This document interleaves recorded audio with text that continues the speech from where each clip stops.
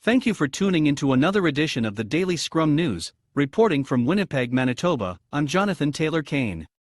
Manitoba has been under heightened COVID-19 restrictions for nearly a month with the hope of keeping the spread of the virus to a minimum. As vaccines begin to make their way into the arms of every Manitoban that wants it, the virus count continues to spike daily, now making Manitoba the COVID-19 capital based on infections per capita. In a press release yesterday, Manitoba Premier Brian Pallister extended the province's COVID-19 restrictions while urging Manitobans to get vaccinated. Manitoba's testing and vaccination process appear to be operating with a high level of efficiency in comparison to other provinces. Manitobans can book their vaccination and testing online, and be accommodated the same day or walk into a designated vaccine supercenter to be vaccinated, no appointment necessary.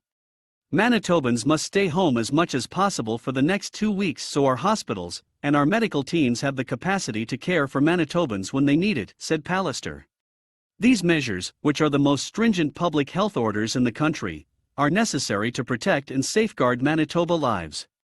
We need the full participation of all Manitobans for these strict public health measures to work so we can bend our COVID curve back down and get back to doing some of the things we love and miss. The new strengthened public health orders make them the strongest in the country, and will remain in place for another 2 weeks. Kindergarten to grade 12 schools currently learning remotely in the cities of Winnipeg and Brandon, and in the Red River Valley and Garden Valley school divisions, will continue until June 7. Schools in Dauphin will continue remote learning until June 9, said Dr. Brent Roussin.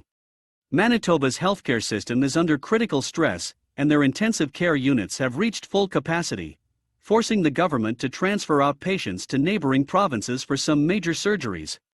With a steady climb of COVID-19 cases daily at 300 plus, and 8 newly reported deaths yesterday, Prime Minister Trudeau has responded to Manitoba's Premier Pallister's call for assistance, and more resources are being deployed to the Prairie Province.